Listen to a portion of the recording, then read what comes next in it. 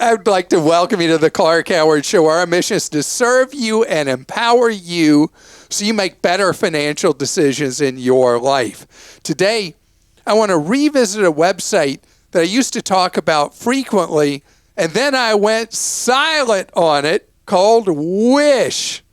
Well, I'll tell you why I stopped talking about Wish, what's going on, why they ended up in my graveyard. And speaking of messed up, we've really done a lame job in the United States getting ready for the invasion of the electric vehicle. But I want to tell you, there are some smart people out there that are getting the drill right on it. I want to tell you what they're doing and where we're headed, hopefully not wasting a lot of our tax dollars, which seems like could be happening as well at the same time. So I'm going to fill you in. So Wish. Used to talk about Wish because it was ridiculously cheap. And Wish is a website that promised prices on goods that were just insane. Anybody from the Northeast who's older who remembers Crazy Eddie, Our Prices Will Drive You Insane, that was pretty much what Wish was. But unfortunately, Wish didn't always deliver well.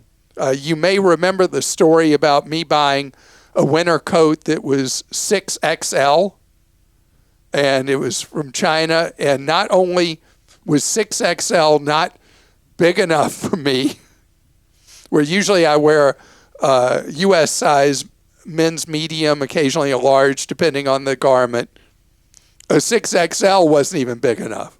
I bought a shirt on there once and made the same mistake, and it was so small. Like, I was like giving it to my daughter for her American Girl doll. Like, it was so tiny. I mean, not literally, but it was so small. But it could have been doll size, right? Oh my gosh, it was crazy. So Wish was always kind of a gamble. You know, you never knew how it was going to play. But then Wish fell on hard times because the company, allegedly, according to employees, there was been a number of reports about this. There was a deep dive in the New York Times about how Wish knew they were selling false promises, and they were selling things that actually were phantoms that were never delivered and all that.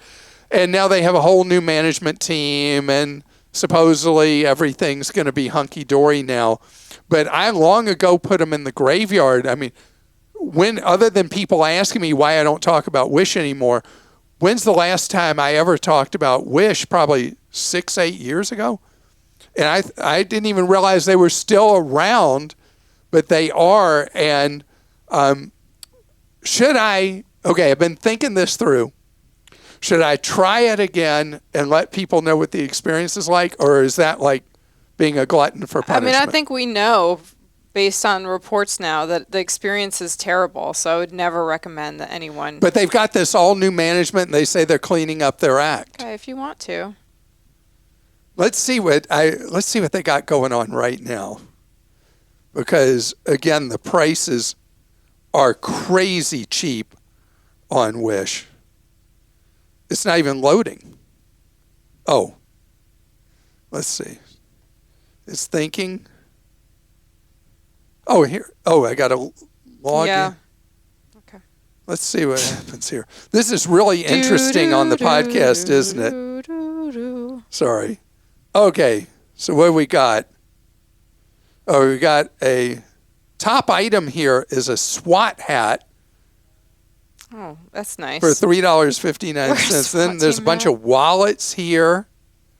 Here's a phone charger for $1.17. A passport wallet for $2.59.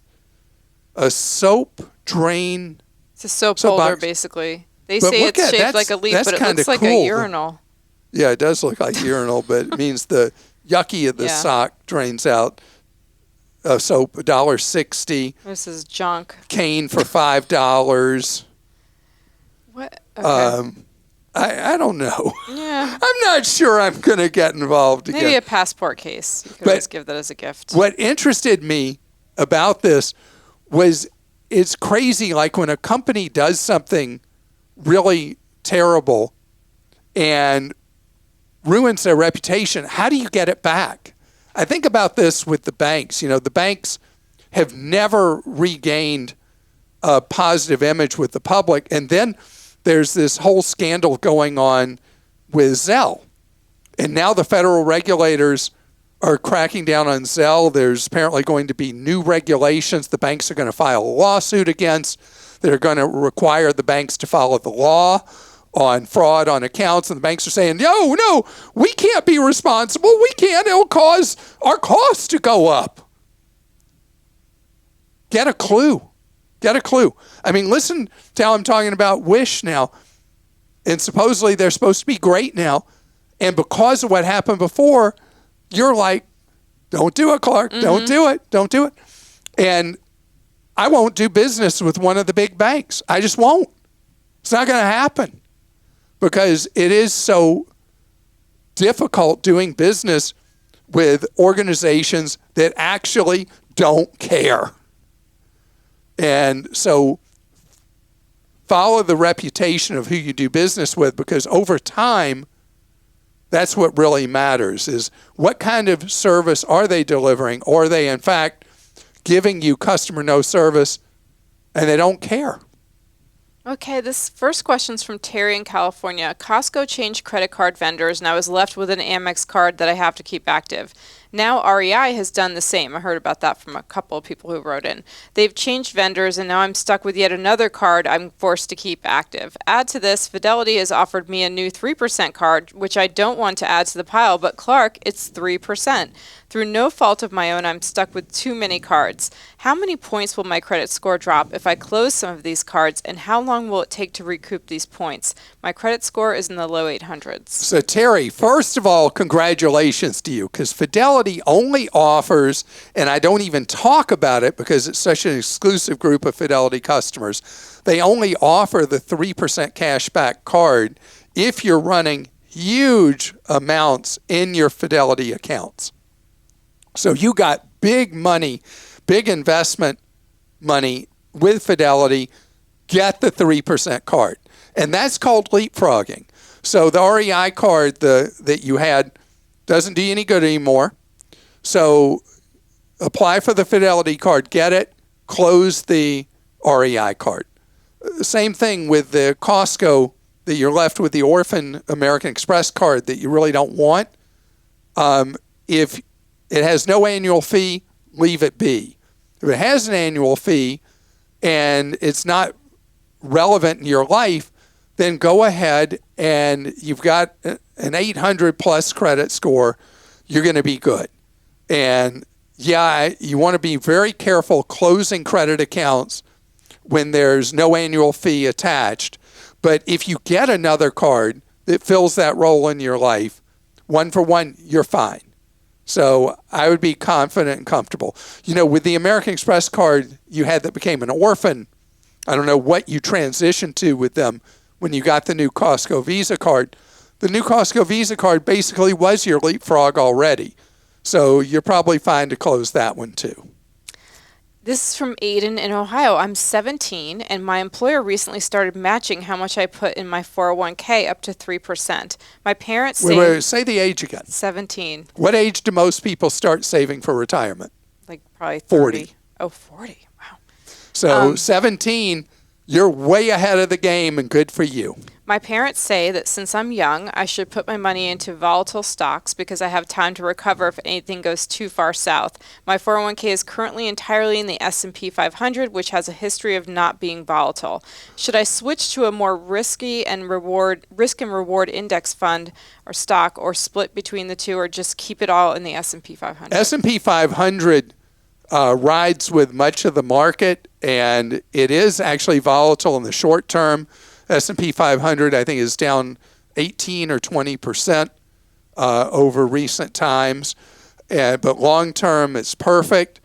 And it's absolutely great for you that you're participating in the 401k. You're picking up the match. You're in the S&P 500 fund. You're doing great. Being 100% in the stocks at 17, great.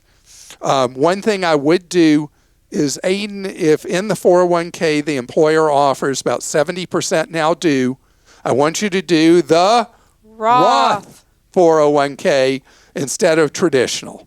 From Corey in Ohio, not a question, but one more reason to consider purchasing a Costco membership. My wife and I have been tracking our consumption of whole bean coffee purchased at Costco for the past year.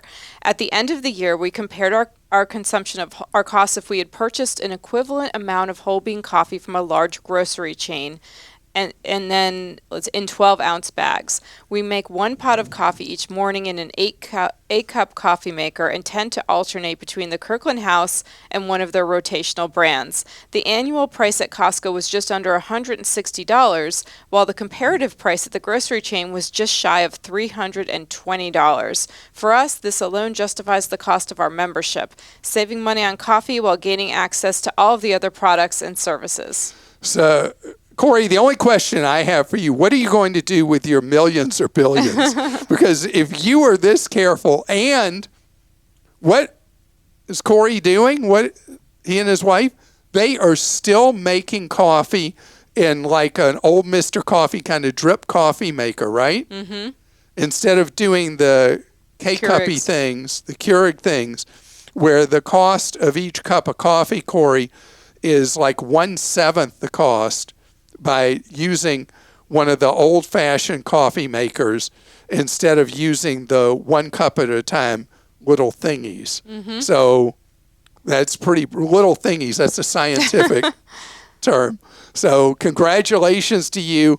And I can't believe you had the patience to figure out that you're paying half of what you'd be paying for coffee otherwise. But it shows that you watch every penny. You squeeze every penny, and you should be really proud of yourself for how you handle money. So 5% of vehicles, 5.6%, I think, of vehicles sold in the United States this year have been electric. And it's the lowest adoption rate pretty much in the developed world.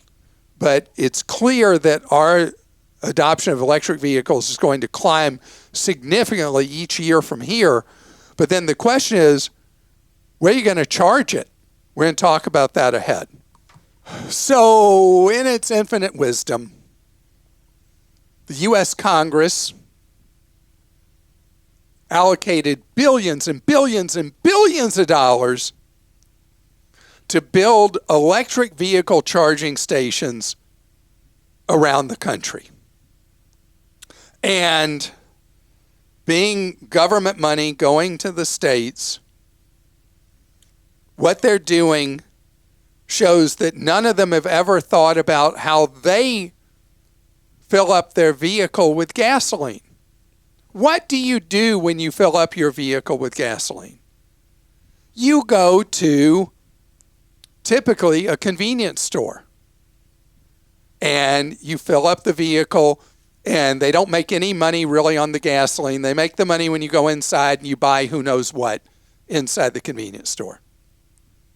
And federal government, with the money they're sending to the states, a lot of the states have not really thought this through, and they're taking the money and they're building these standalone electric vehicle charging places so that as people buy more and more electric vehicles, they got a place to charge them.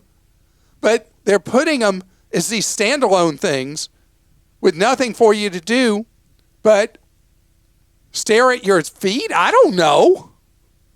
Because you got to be there depending on the electric vehicle and the wattage or the kilowatts of the charger. You got to be there from 10 to 50 minutes. Where with gasoline, you pull in and you got your car gassed up usually in 5. So the smart thinkers here have been doing something completely different. These chains I talk about that I just get so excited about, Wawa and Sheetz and other companies like that, they're into this. Sheetz started doing this like a decade ago. Wawa has been adding electric vehicle chargers as part of what they do. And guess what? They've got a captive there, average time like 25 minutes versus 5 with somebody at the gas pump. And you don't have to be there actively. You plug in the electric vehicle and you walk away and you do whatever. With a gas engine vehicle, you're sitting there and you're waiting for the thing to finish so you can put the filler thingy back in its holster and see the damage of what you paid. And one of the things that worries people about getting an electric vehicle, where are you going to charge it? Well, we've already got all these zillion convenience stores around the country. And if they're going to waste our tax dollars building this out, at least spend it at a place that somebody wants to be when they're charging. But I'd rather it be free market. Because let me tell you, if I'm a convenience store operator and I'm looking at the take-up rate that's happening in the world as vehicle fleets are without doubt going to migrate from gasoline to electric, over time, I'm going to have less and less people stopping in, filling up their vehicle with gasoline. I'm going to have more and more people who are going to want to be looking for electric vehicle charging. And what do capitalists do? The market changes. They either flex and change with it or they go extinct. And I believe the smart operators in the convenience store business are going to adapt and realize, wait a minute, I sell to each person coming in to buy gas, I sell an average of blah, blah, blah dollars to them because a lot of people just gas and go and they don't come inside.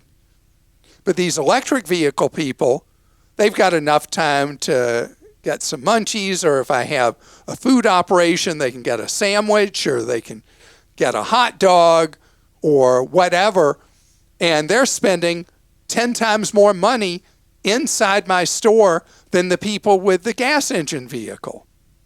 And so I just don't like that the government got involved in this with all these billions. Let the free market do it. The free market will, and we'll have the charging infrastructure we need. Because, by the way, question, where do you think almost all electric vehicle charging happens in the United States? At home. Correct. It's somewhere around 80% of charging happens at home. Right.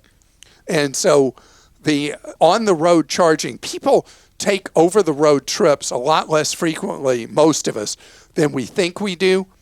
And so something like 5% or so of charging is done over the open road. And so this problem is much more solvable, much more easily than us spending taxpayer dollars to put that infrastructure in. Okay, this question's from Catherine in Georgia. My mom is 75 years old and is driving a 15-year-old car that always has something wrong with it. I would like to buy her a new luxury car that has the best safety features. This would most likely be a cash purchase. She lives in a different state. How do I best do this? What laws should I be aware of? Thank you. You have saved me thousands, so now I'm in a financial position to help out others. Catherine, that is very sweet. And it's so nice that you're going to do this for your mom. And I want to tell you, it's easy. I, over the years, have bought multiple vehicles in different states because I've gotten a better deal somewhere else. I even bought a vehicle once in Arizona and had to get it back east. And so this is not hard. When you buy a vehicle in another state, and the state has some form of sales tax or whatever in the purchase of a vehicle, you don't pay that because you pay it when you register the vehicle, when your intention is to register in another state. So it'll be very easy for you to do so. And you can buy the vehicle for your mom and register it where she lives. And she'll have to do some paperwork. She might have to sign power of attorney form or something. So if she's not in a good position to go deal with the plate or tag office, you can help her with that, motor vehicles. This will not be hard. And the dealers are very used to this. They've got no problem with this procedure because they do it all the time. They buy vehicles out of state. They sell vehicles to people that are going to be registered in another state every single day, or at least not every day, every week. One other thing, Catherine, if you're not a subscriber to Consumer Reports, please look at their buying guide and buy your mom a luxury vehicle that gets very high reliability ratings, because you don't want your mom to have to worry about that vehicle going in the shop. John in Arizona says, I read your review of Visible, the discount cellular carrier on Verizon's network, and I'm seriously considering switching from Verizon to Visible, especially since Verizon tacked on an extra surcharge in my most recent bill. My only question, which carrier do you use personally? Do you use a major carrier or a discount carrier? So, John, I have been in the T-Mobile web for, oh my goodness, how long? Since... when they were Sprint before. Yeah, but then I fired Sprint, and then I went to T-Mobile. I'm trying to remember when that was, because Sprint service quality went down. Switched to T-Mobile. It's been a long, long time, and I have 14 lines on my plan. And the plan just keeps getting cheaper and cheaper, amazingly. So I've been with them, and I haven't been able to find, for as many lines as I have, a cheaper offer from someone else, even one of the off-brand companies. I should tell you, with Visible, Visible is Verizon. It is not somebody who uses Verizon's network. It is Verizon. Verizon has been losing market share so rapidly to other carriers, they needed a defensive strategy, and Visible is it. And so people who are really brand name sensitive and are not price sensitive have stayed with Verizon. People that are more price sensitive have been abandoning Verizon in droves. That's why Verizon just came out with a new plan to try to keep people from dumping them, that is a no-frills unlimited plan that's lower cost than the other Verizon offerings. So you can stay with Verizon brand name, give up a lot of the features you have right now. So they've dumbed it down to try to keep people from leaving them in such large numbers. And Visible is another effort, because young people look at Verizon as being not their parents' cell phone company, but their grandparents' cell phone company. For some reason, Verizon has no cool factor with younger people. So Visible, if you look at the website, it's all about cool, cool, cool, and cheap, cheap, cheap. And it's the same Verizon network. What do you give up going on Visible? They slow down the data speeds. Not that I've heard any complaints from people about the data speed you're given, but it is unlimited data that, depending on how you sign up for Visible, is $25 a month, including all junk fees per person, to maximum $40 a month per person, including all junk fees. The family plan is obviously $25 a month per person. And from Brandon in Arkansas, I'm planning a trip to Europe next year. Does it make sense to buy euros now, since the exchange rate with the dollar is about even? If so, what's the cheapest way to buy them? So Brandon, the euro is going to have a rough ride for a good while until the war in Europe is resolved, whenever that is. And so the euro is at just about the weakest point it's ever been since its creation. And it's brutal for Europeans. It's going to generate even more inflation across Europe. Tough time for the Europeans. So if you go buy euros now in anticipation that you're freezing in the cost of your trip, you could do that. The problem in the United States is that you pay a huge exchange fee buying euros here. Expect you're going to lose about 10 cents on each dollar you spend buying euro, just in all the junk fees that you pay in the United States to buy it. So there is an alternative. You can actually buy a euro ETF, exchange traded fund. And depending on if you have an investment account, who you're with, you can buy the euro ETF, probably commission free. And the expense ratio is on those is less than 0.5% per year. So it'd be much cheaper if you wanted to basically play euro futures, to buy enough euro ETF that would cover the cost of your trip and then you sell it when it's time to go. And if the euro has gone up in value, you're going to do quite nicely. If it's gone down in value, you're going to wish you hadn't done that. But having to overcome the roughly 10% cost of buying actual physical euro in the United States, that's going to be tough for you to make work for you. And it's why generally I don't try to hedge foreign currencies before a trip. And what about the short-term capital gains he would have to deal with because of the trip being in less than a year? Oh, that is true. Okay. That's why you're the smart one. No, I was just wondering. Okay. I didn't think about that. Yeah, you'd have capital gains tax you'd have to pay if you made money owning that Euro ETF fund. It's generally businesses that buy those that are signing a contract where the money is having to move in a currency different than they use in their own country, and they don't want to get caught short, and that's why they buy ETF positions in a foreign currency usually. It's not normally an individual doing something like for a trip that would do it. So, inquiring minds want to know. Maybe you could fly on, what's the Norse Air? Yeah. The new cheap, this would work. You could fly to Europe on Norse. It's like $200 round trip right now. Spend a couple of days in Europe, exchange your money there, know you're getting it at par, $1 per euro, and then fly back and then take the trip you want to take later. And you'd have the money cheaper than doing exchange at a U.S. bank. What do you think? That's commitment. That's real commitment. To fly Norse? It's real commitment to to the euro exchange. Getting it now. That's funny. Yeah. All right. Well, I want to tell you, from cars to cell phone to travel, we're here to help you navigate your questions, help you protect your wallet. And do you know we offer free one-on-one advice and guidance 30 hours each week, something we've been doing for just short of 30 years.